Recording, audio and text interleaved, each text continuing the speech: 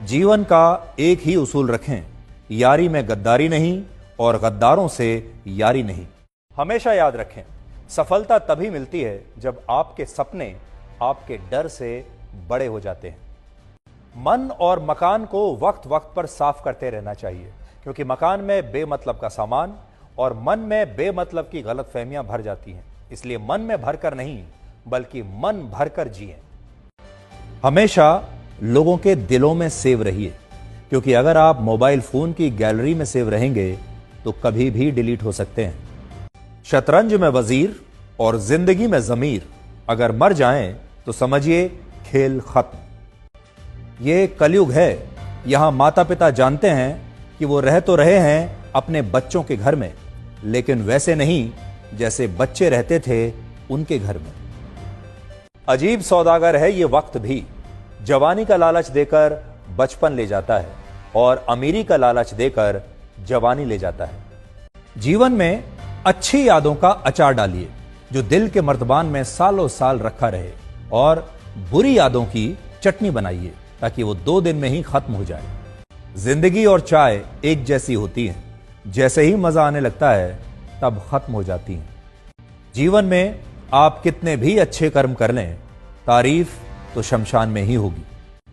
कड़वा सच यह है कि मृत्यु के बाद इंसान का सारा सामान दान कर दिया जाता है, लेकिन उसका कमाया हुआ सारा धन आपस में बांट लिया जाता है। जीवन एक कलम यानी पेन की तरह है। इससे पहले कि इसकी स्याही खत्म हो जाए, आप अपनी कहानी लिख दीजिए।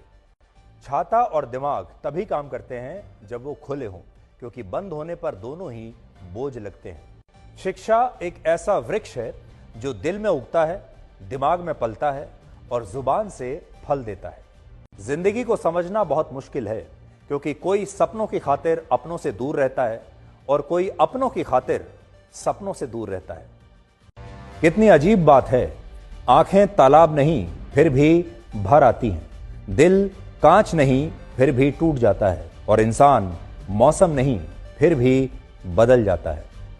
जीवन में 3 चीजें बहुत सोच समझ कर दें: जवाब, सलाह और उधार, क्योंकि देने के बाद ये कभी वापस नहीं आते।